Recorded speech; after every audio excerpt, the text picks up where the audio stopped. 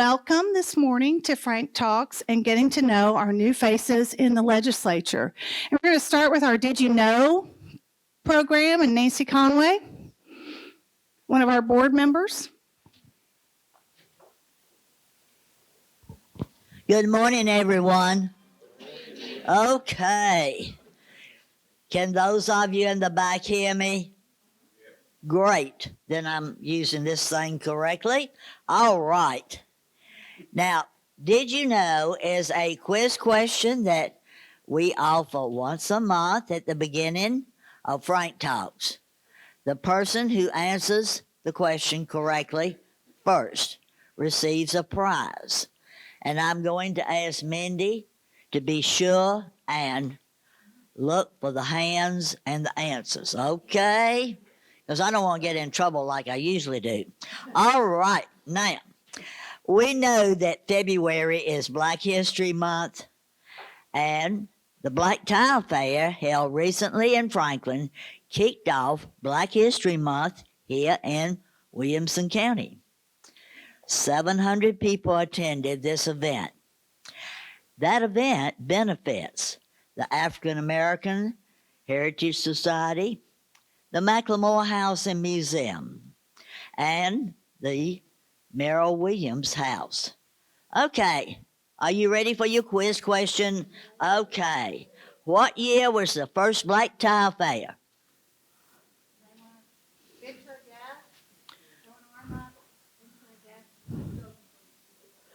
What? 1985. Sorry, no. 2001? Sorry, no. 2009? No. Okay, Nancy, one more guess. Now just think it through. Put your thinking caps on. How many years was this one? I'm not telling you. But it's a tricky question also because I don't think they had it the year that COVID hit us. Okay? All right, well, no winners till the year. Sir, No, don't listen to it. do I give the answer? Give the answer. 2002. Hello. All right. Whoever said 2001, Jim Peterson, I think. Jim Peterson was very close. That's true. So, all right. Well, that was good. So, we are so appreciative of the hospitality, as I said, of First Presbyterian Church. You know, with Frank Talks, we do try to move it around into different areas in the community. And we've been at Columbia State quite a bit, but we're here at First Presbyterian today. And we also want to thank our partners who help us present this, our friends. We have 2 sustaining partners this year. We've got Atmos Energy, who is a new sustaining partner for Franklin Tomorrow, and we appreciate their support. Christina Christensen is here in the back. Say hi to Christina. And we also want to thank Williamson Health as our new partner. And I'm going to call Greg Broy up so he can help us understand Williamson Health and what's going on there right now. Thank you, Mindy. First of all, if you haven't seen them, I've got a few extras here on the table. It's Heart Awareness Month, so we've got a special going on if you'd like to get a calcium screening. We've got some flyers. You can learn some more information. It's discounted to $50. And you don't need a physician's order through the month of February. So take a look at the flyer, and I've got some videos to show. I'm going to tell you about it real quick. January 15th, 1958, it's not a quiz question, but a small community hospital begins serving a much smaller population of Williamson County. 65 years later, what had become Williamson Medical Center has grown to more than 30 locations, including a hospital in the midst of a historic $200 million expansion, plus clinics and emergency services to meet the evolving healthcare needs of a much larger Williamson County. So let's take a look at the next evolution of Williamson Medical Center.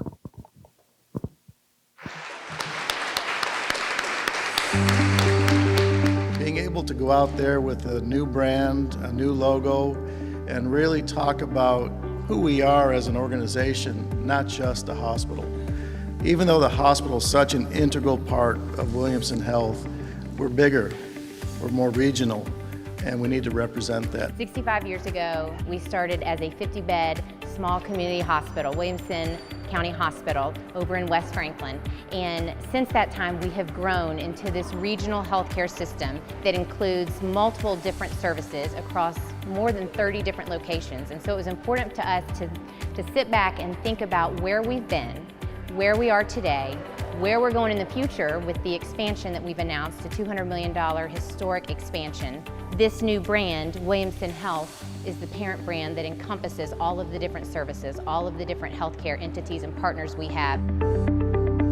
Lots of people think when you talk about branding that it's just the logo, it's just the visual of what it looks like, but it's actually so much more. It begins with the positioning, it begins with the messaging and how we want to think about ourselves, how we want to talk about ourselves, and how we want to project who we are to the community. We had several different options of logos that we looked at, but overwhelmingly this one. What we liked most about it was the fact that it incorporated so much of the old logo. We really tried to pay homage and respect to that. The red color's been updated or modernized a little bit and created this new cross, which represents multiple different entities, multiple different services around the county, all pointing towards the same mission of providing that high quality, compassionate care. What we've got going on outside with the new branding, it can't be done without everything that you do for this community. We are Williamson Health.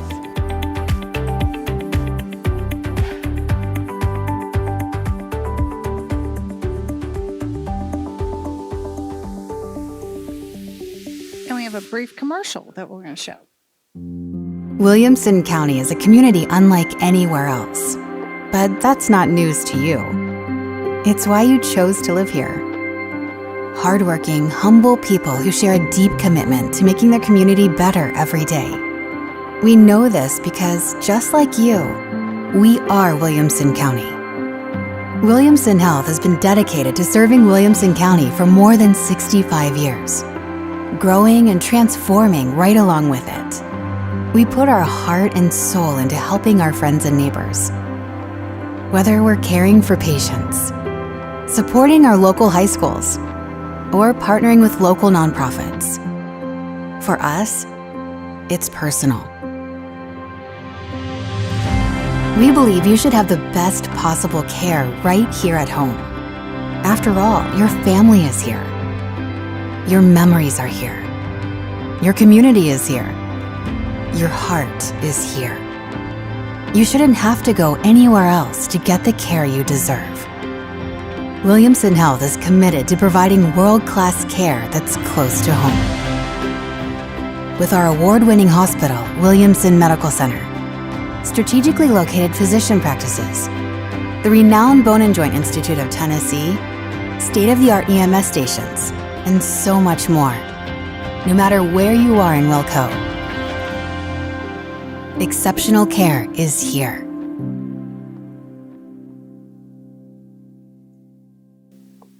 Thank you so much, Greg. And don't forget to pick up one of these brochures because that screening, it's a little more expensive than that. So that's a great opportunity for us too.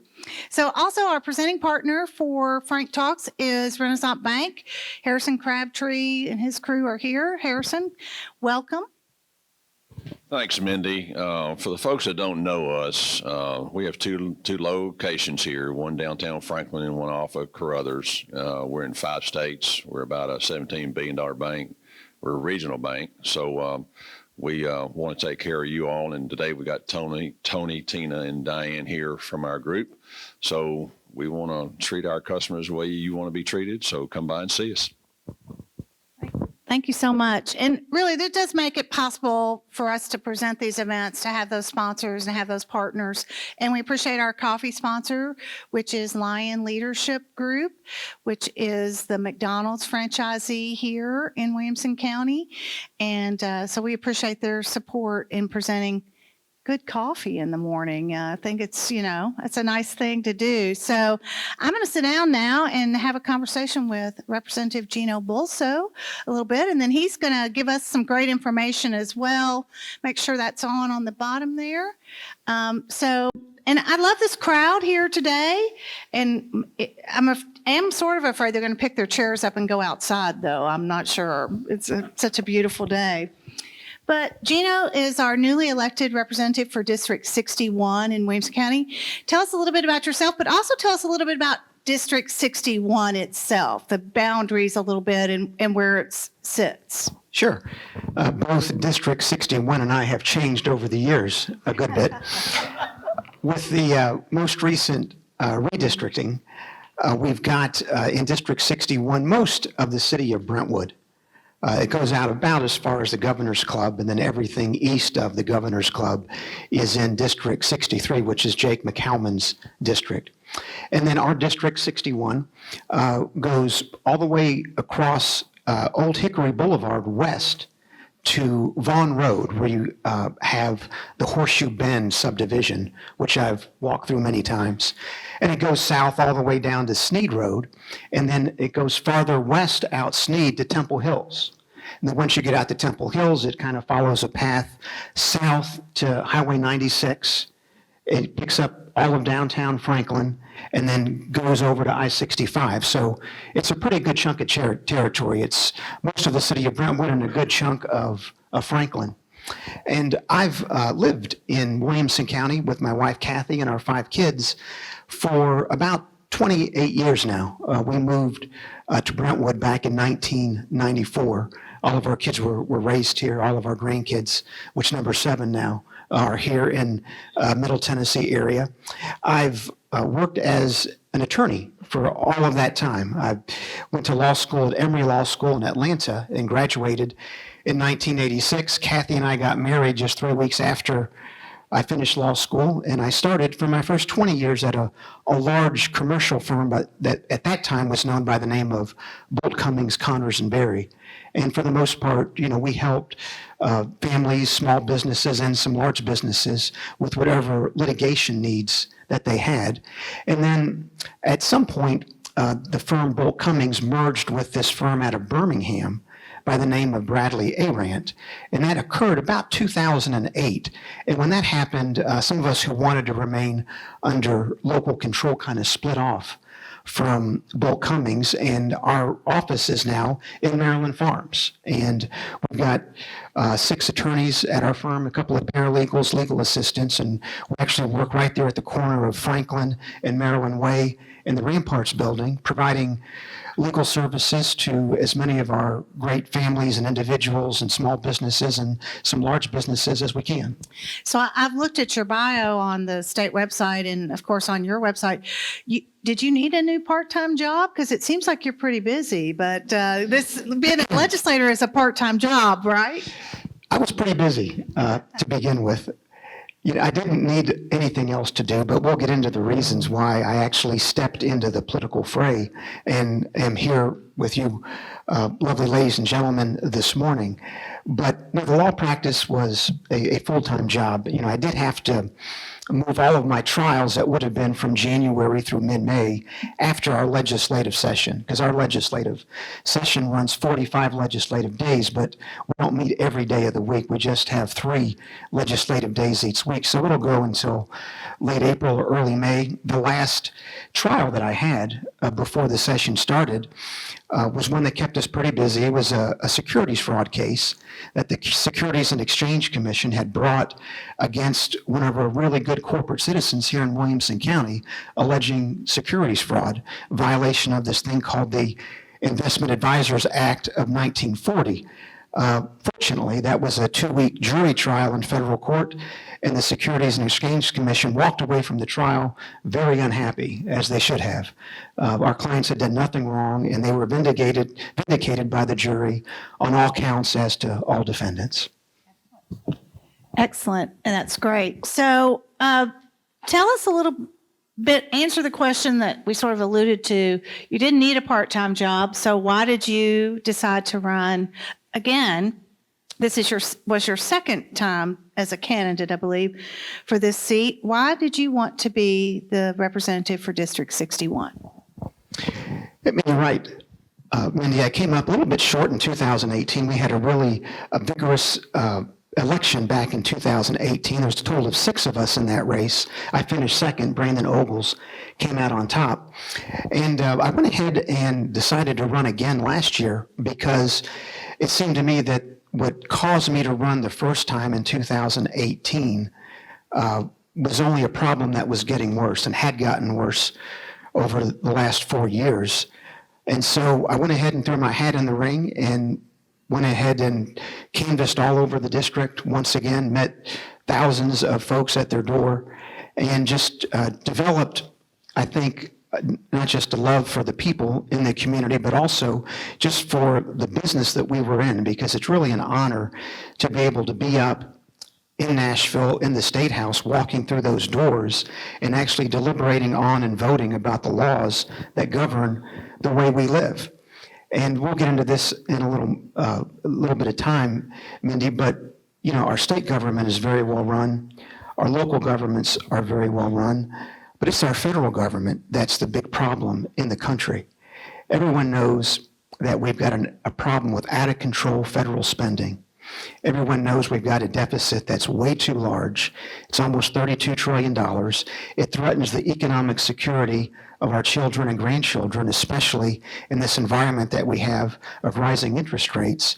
And I've got a plan to address that from the state legislature, because I don't think the problem is ever going to be solved in DC. And that's one of the things that we'll be able to talk about in just a moment. Great. And I see Jake's made it. Jake, come on up. Jake McCalman, come on up. Our District 63 representative, come on up. And I don't want to know how fast you drove to get here, okay? I cannot confirm or deny an excess of speed. Share that mic with Jake for a minute, because we'll just go back and good morning. Good morning. Good morning. Thank you.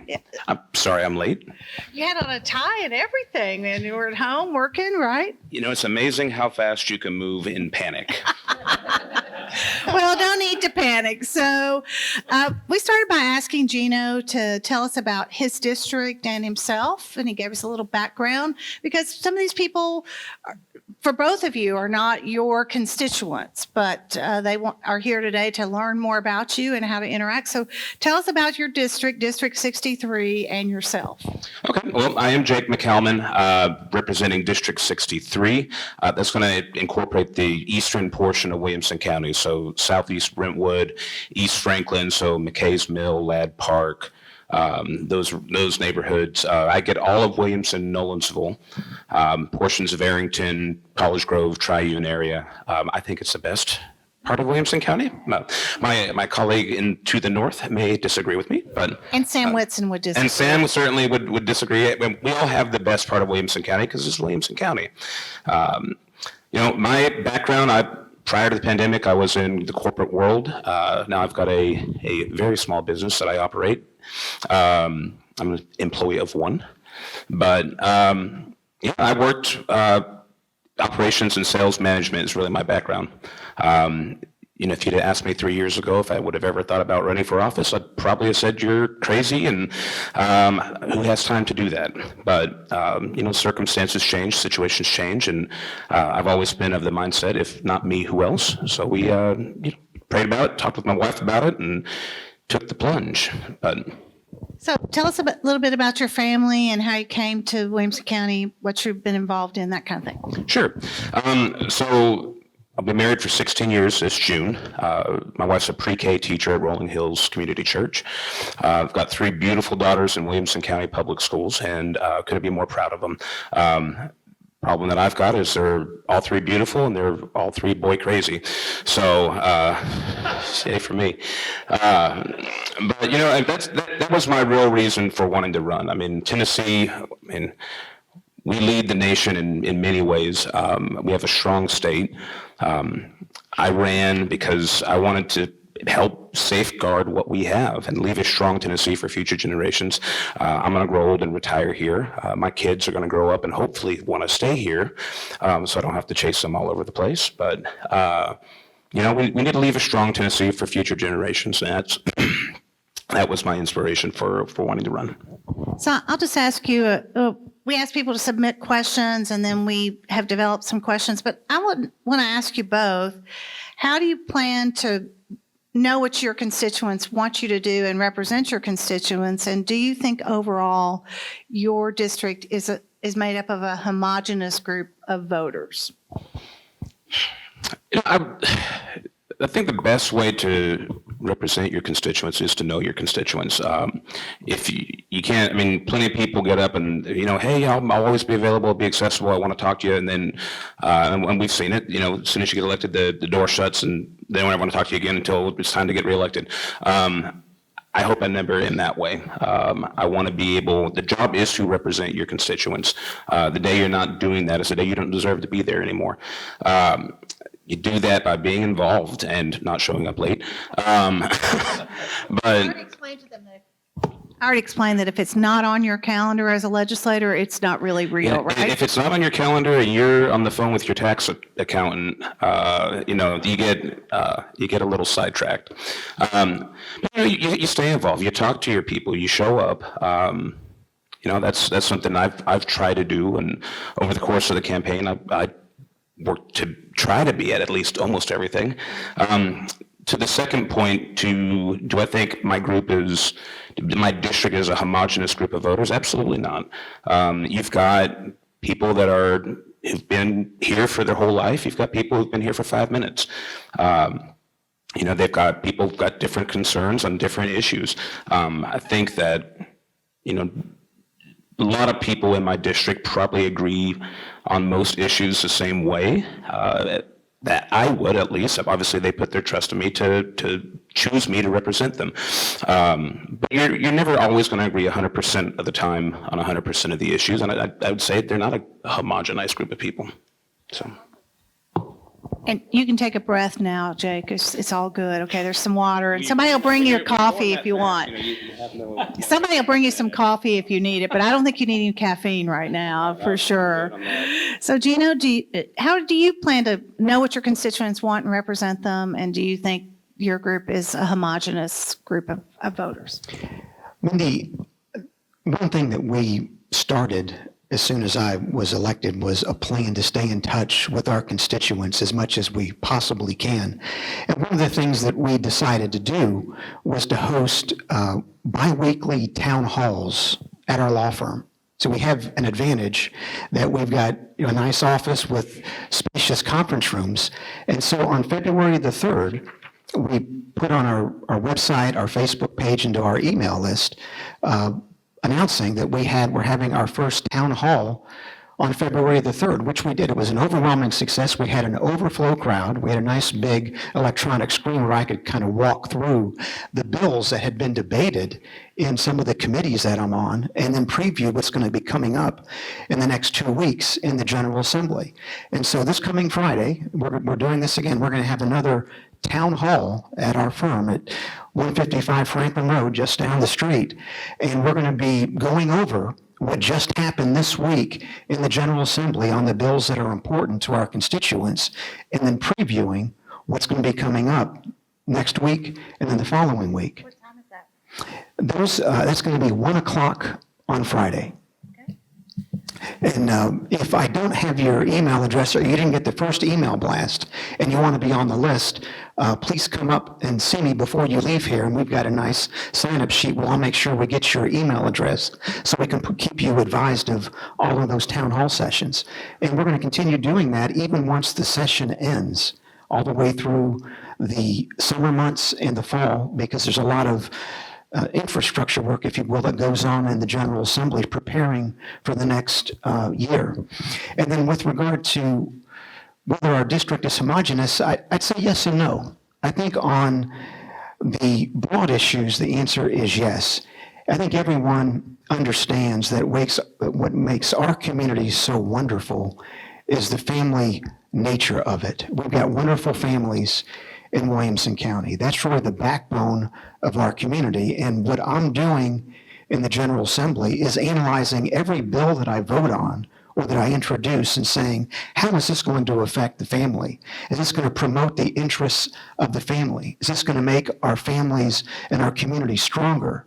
And if the answer is yes, I'm very likely to vote for it, regardless of what special interests are out there, and we see them all the time, that are trying to argue their positions on specific issues that may not necessarily correlate to the best interests of the people. But then how to get there is where sometimes you lack a little bit of homogeneity. And a lot of folks obviously have different views on a lot of things. I mean, I got over 500 emails just this weekend on 2 bills. One had to do with this thing called the third grade retention bill that some of you may be familiar with, because one of the committees that I'm serving on is the K-12 Education Subcommittee.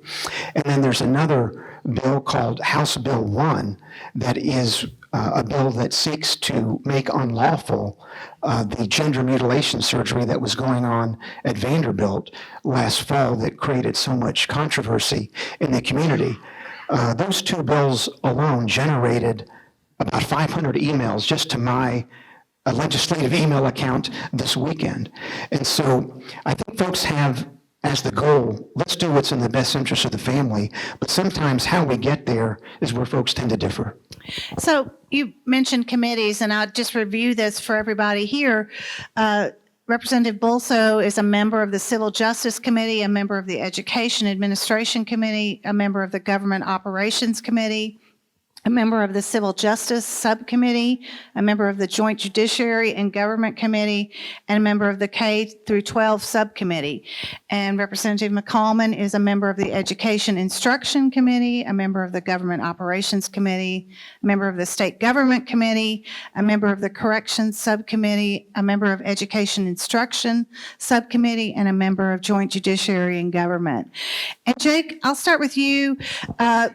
What approach did you take? And this will lead a chance for Gino to walk us through some things, and as we answer this question on how the legislature works and bills advance, a little bit about what you were talking about from your open house or biweekly town hall.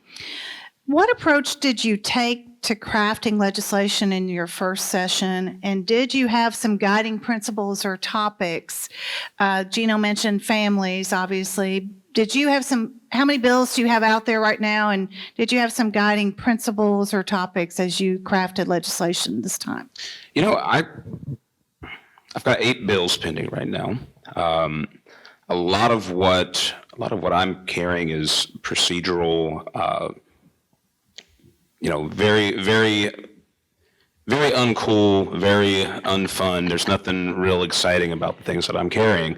It's mainly language changes, and there's a couple. I've got a criminal justice bill that I'm carrying in the House for Leader Johnson, and it came out of a need from a constituent. We had a situation that occurred, and it frankly shouldn't happen again. But most of what I'm carrying is very, like I said, very, for lack of a better phrase, dull. I'm of the mindset that we don't always need a new law. I think sometimes the best course of action is to prevent bad laws from being passed or to get rid of laws that just don't make sense anymore. I don't think you need to create a new law, necessarily. I would say my guiding principle would be not to copy off of Gino's paper, but yes, it is what is going to be best for our families, what is going to be best for our constituents. That's the job that we were elected to do.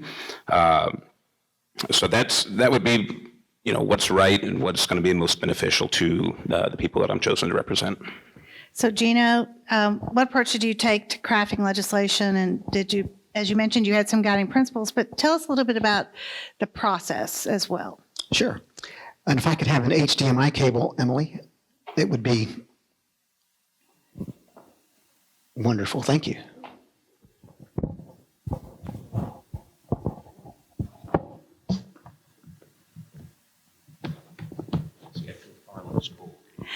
Yeah, he has a computer. Jake's like, oh, I didn't, yeah. Ooh. So how many bills do you have, Gino? I have 12.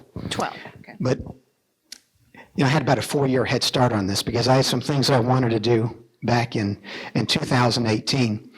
And perhaps the best way to start is for me just to show one of the 12 bills that I have filed and that I'm pursuing in the committee structure in the General Assembly.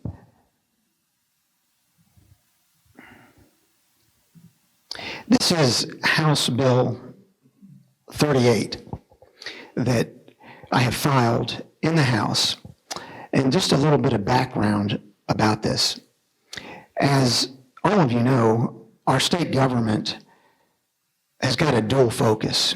Our state governments actually created the federal government, and they also created local governments. And so part of what we're doing in the General Assembly is exercising our ability to control the federal government under the 10th Amendment, and also passing laws that assist our local governments here in Williamson County and across the state.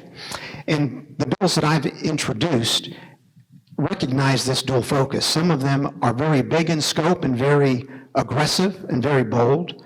Others are more tailored to our needs here in Williamson County and to other local governments across the state. But this is where I started. This is something that has been a passion of mine for a good number of years now.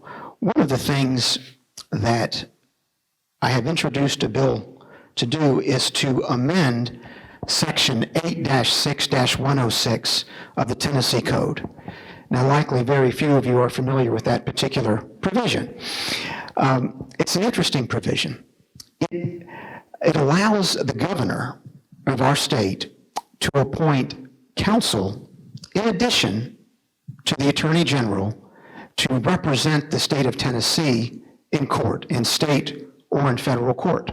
And it's a statute that I'm familiar with because over the years, I've actually been asked by 2 of our governors to represent the state pursuant to this statute.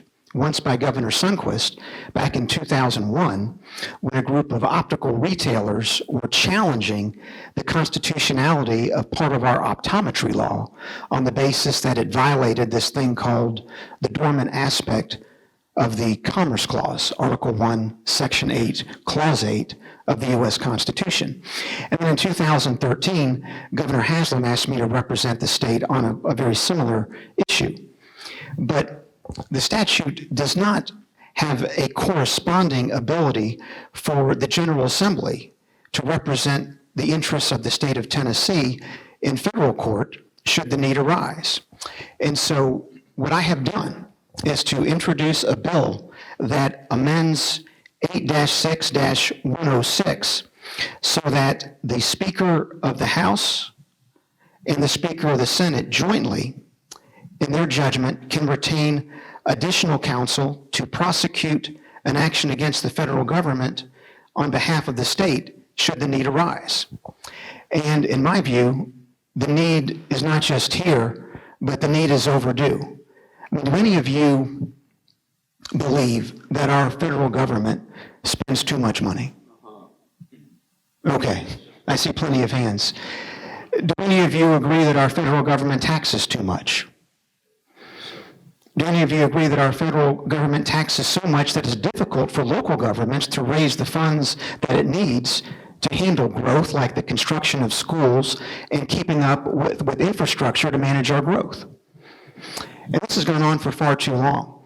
And frankly, states have been evidencing a lack of diligence in monitoring the federal government, because one of the things that we saw from James Madison in the Federalist Papers, in particular Federalist 51, is that he talked about how the Constitution has got this double protection, that within each of our governments, you've got a legislative, an executive, and a judicial branch that provides checks and balances. But in our federalist system, you also have protection of the federal government, keeping the states in check to make sure they comply with the Constitution, which is where we got the 14th Amendment from, which incorporates the Bill of Rights and makes it applicable to the states. But then equally important, the state governments are to provide a check on the federal government. And that's the 10th Amendment. That's the one that says the powers not delegated by this Constitution to the United States are reserved to the states respectively or to the people. And so here, what I plan to do, if this bill passes, and so far it's gone very well. I presented this bill to the Public Service Subcommittee last week where it passed overwhelmingly. And this bill is actually going to be up before the Civil Justice Committee on Wednesday of this week for passage. And if it actually passes the Civil Justice Committee, it will be on to the floor of the House and then over to the Senate.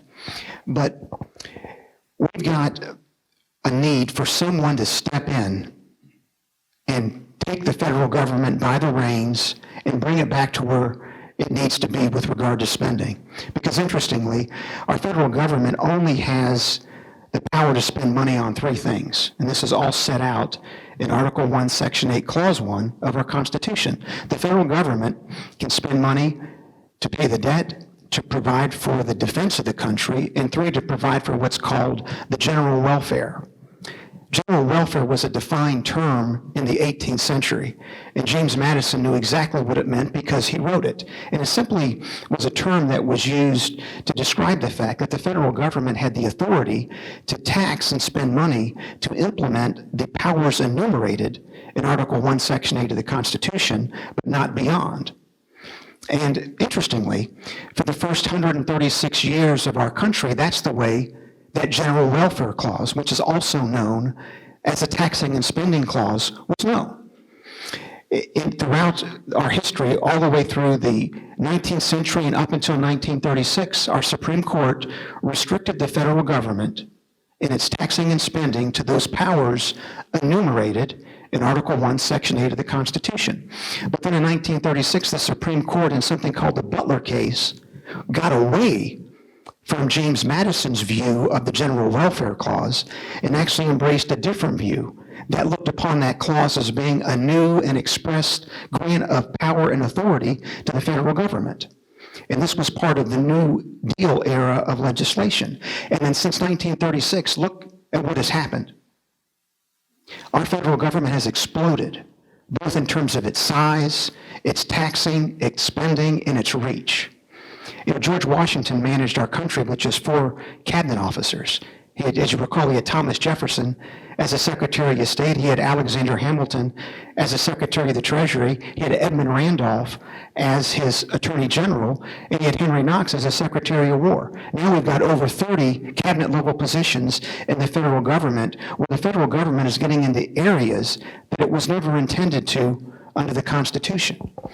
And James Madison even pointed this out in Federalist number 45, where he talked about how the Constitution that he wrote provided the federal government powers that were, quote, few and defined, but the powers retained by the state governments were, quote, numerous and indefinite. Does that look anything like the government under which we're living right now? It's the exact opposite, isn't it? And so if this bill passes,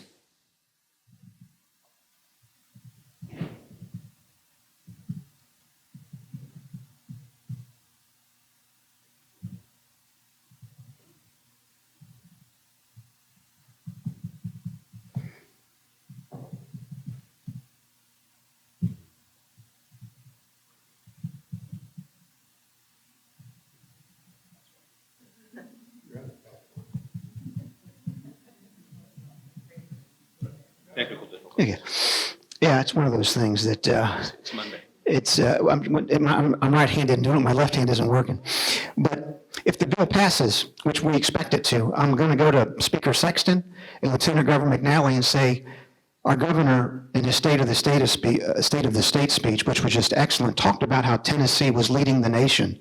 Well, this is how Tennessee is going to lead the nation. We're going to file an action under the 10th Amendment in the original jurisdiction of the U.S. Supreme Court, asking the Supreme Court to return to what the Constitution actually says with regard to federal power, federal authority, and federal spending. We've got a need in this country to use what works in our federal government. And right now what works is our United States Supreme Court. We've got 5 wonderful constitutional conservatives there, and also John Roberts, who votes with the conservatives on many issues. And we've got the ability to bring this kind of a case directly in the Supreme Court, because under our Constitution, most disputes have to go through a lengthy process to get to the Supreme Court, the Federal District Court, Federal Court of Appeals, and then the U.S. Supreme Court. But there's a certain sliver of cases that can be brought directly in the U.S. Supreme Court. That's Article 3, Section 2 of our Constitution. And a dispute between a state government and the federal government is one of those kinds of cases that can be brought directly in the U.S. Supreme Court. And so if in fact this bill passes, we're going to be filing an action on behalf of Tennessee under the 10th Amendment directly in the Supreme Court, asking that Supreme Court to return to the James Madison view of the Constitution he wrote and rein in out-of-control federal spending and federal overreach. Thank you for that explanation. And you can follow the action that happens on their bills by, if you stay in touch with them, but also look at capital.tn.gov. That's the state website. You can follow bills by the legislator or index or topic. You can stay in touch and understand what's happening with these bills. I want to ask both of you now, as Gina was talking about, counties and... Before we go there, if I might, Mindy, let me just kind of follow up on what you just said. This is the website that Mindy just alluded to. This is an amazing tool.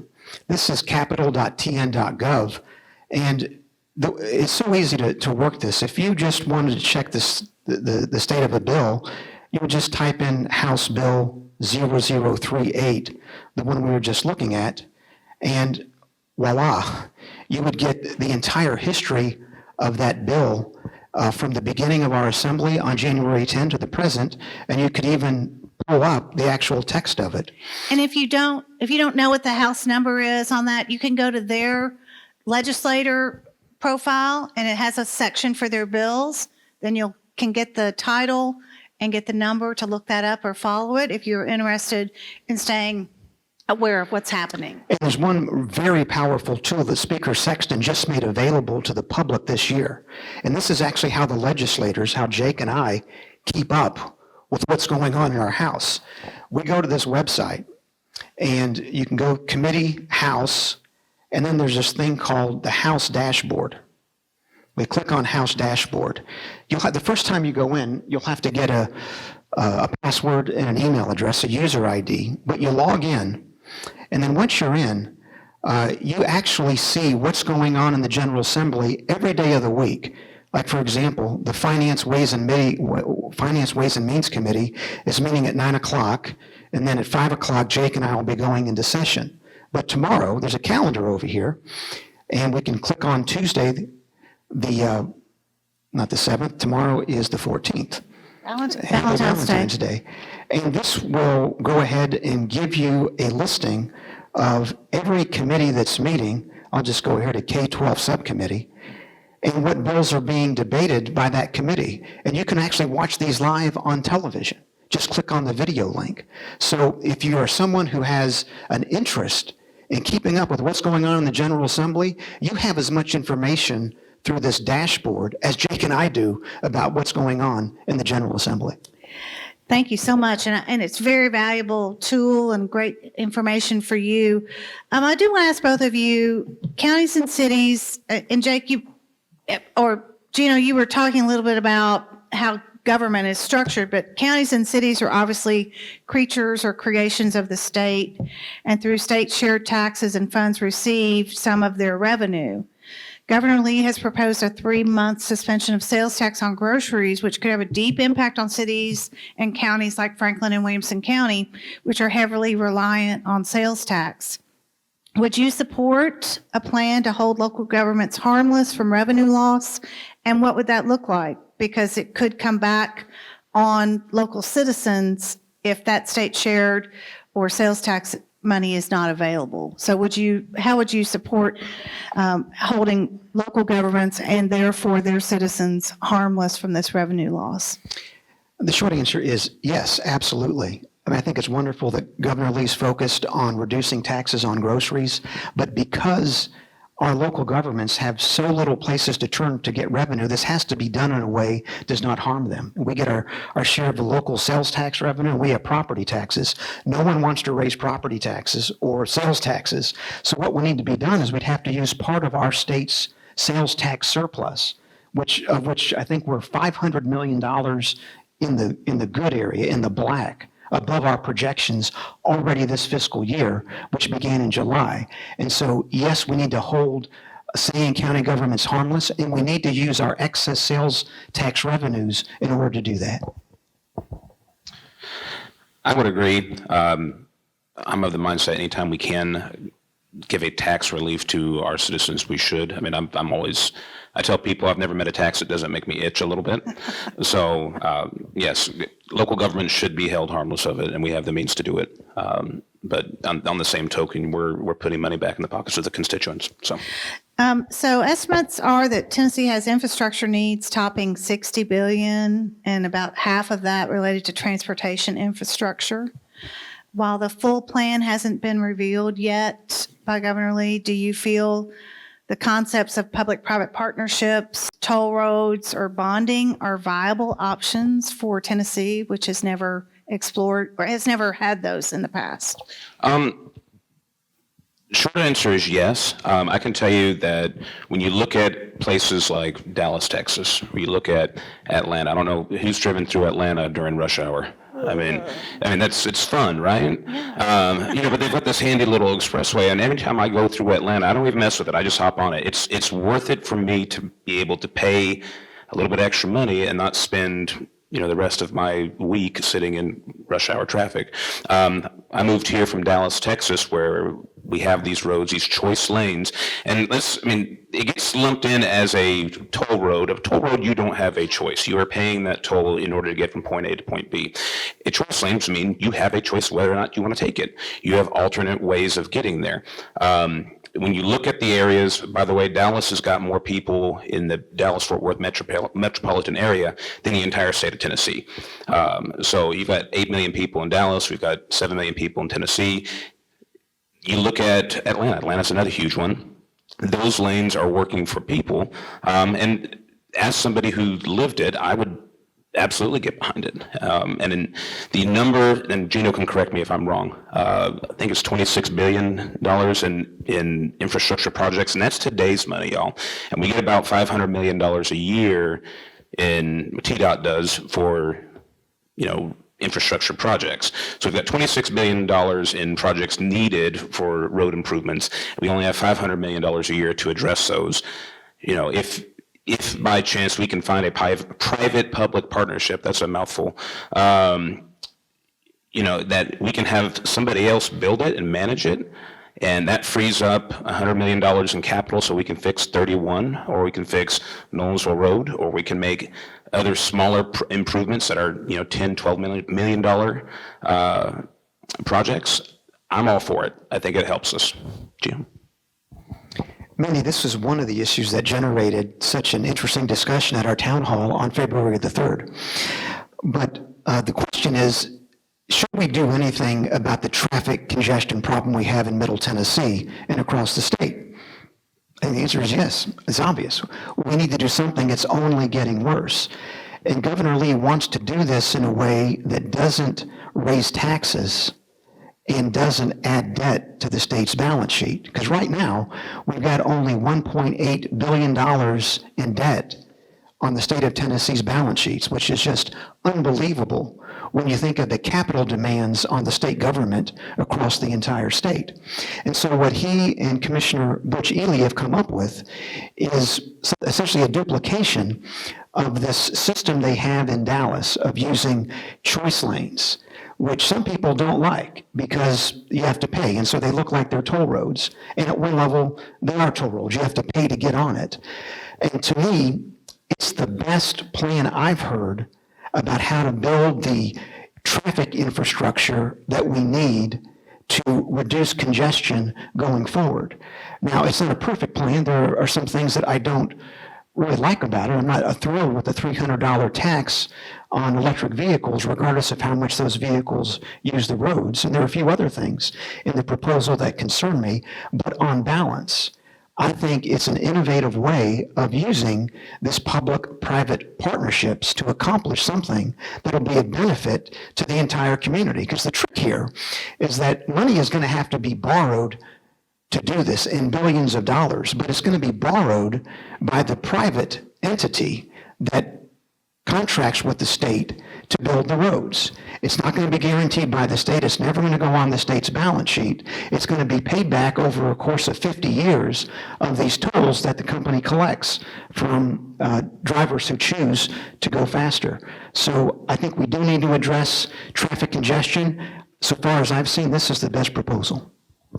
So as we wrap up, because we like to end about 10:30, and I want to be respectful of your time and respectful of our audience here, tell us what the biggest surprise since being elected and actually being sworn in, or the biggest exciting thing that's happened for you, and then also the best way for people to reach you as their constituents or to communicate to you on a bill or a topic that's important to them.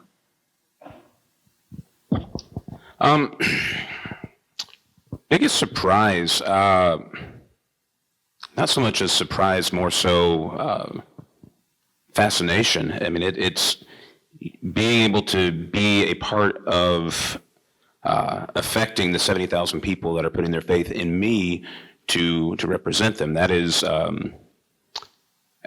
would say the biggest surprise is how humbling it is to be in that position to do so. As far as getting in touch with me, email or call my office. I've got a wonderful LA, and I'm happy to get back to you. Tell us what that email. So my email is rep.jake.mccalmon, MCCALMON, @capital.tn.gov. Great. And your office number, do you remember that? I do not have that number memorized yet. I'm so sorry. That's okay. That's okay. But yeah, email is probably the best way to get in touch with me. Great. Gino. Yeah, I agree with Jake in regard to the surprise, because I've lived with statutes and rules and regulations my whole professional life, because that's what we do as attorneys. We look at statutes, we figure out which ones apply, and we either bring a lawsuit or we defend a lawsuit on the basis of what the law is. But when you're an elected official and you're actually sitting there crafting bills and voting on bills, knowing that the result of your work is going to affect how people live, that's an unbelievably humbling feeling, because you really do, and in one sense, feel the weight of the community that you don't want to mess this up. You need to do your homework, you need to study, and I've developed something of a legislative Hippocratic oath when it comes to bills that I'm going to be voting on in committee. Rule number one is do no harm. I mean, don't pass a law that's going to hurt people. Number two, stop bad bills, of which there are a lot of them out there. Sometimes, as a legislator, it's not so much what you do as what you can stop from happening that's important. And rule number three is pass good laws, because we want to help people. That's why we're there.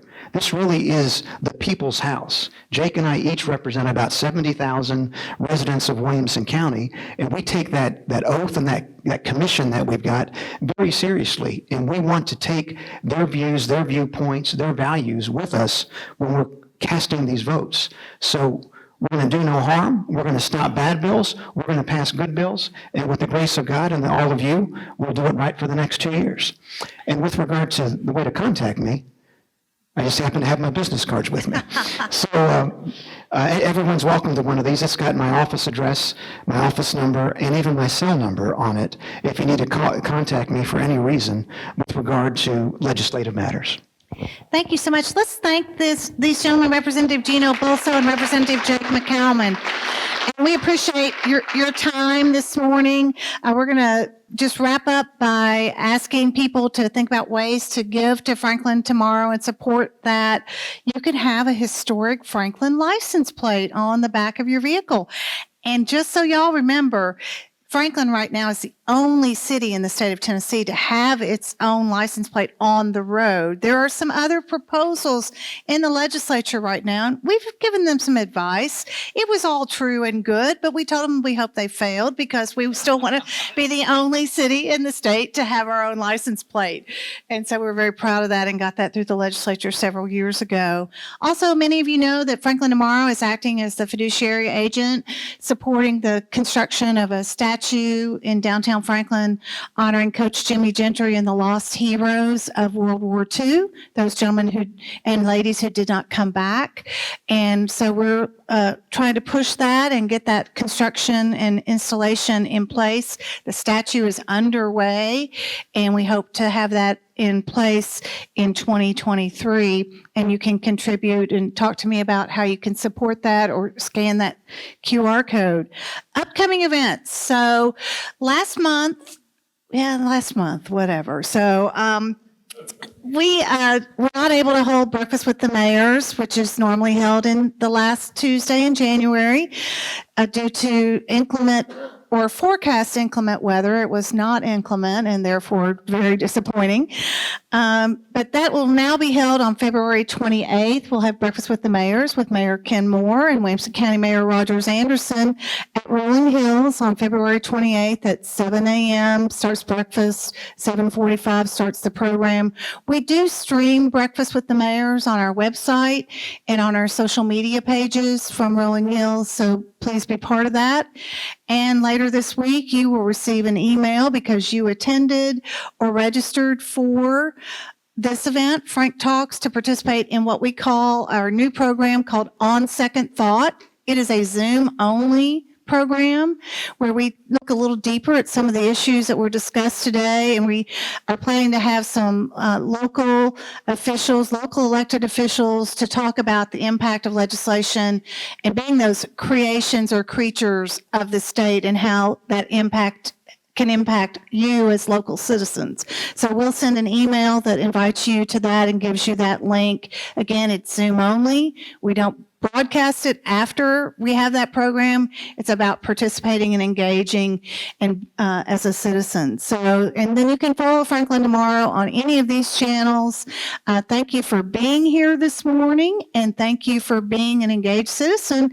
And I think these children have time to shake a few hands, and there are no babies here to kiss, though, so it's all good this morning. Thank you so much to you guys. Thank you so much, and we'll see you hopefully on February 28th.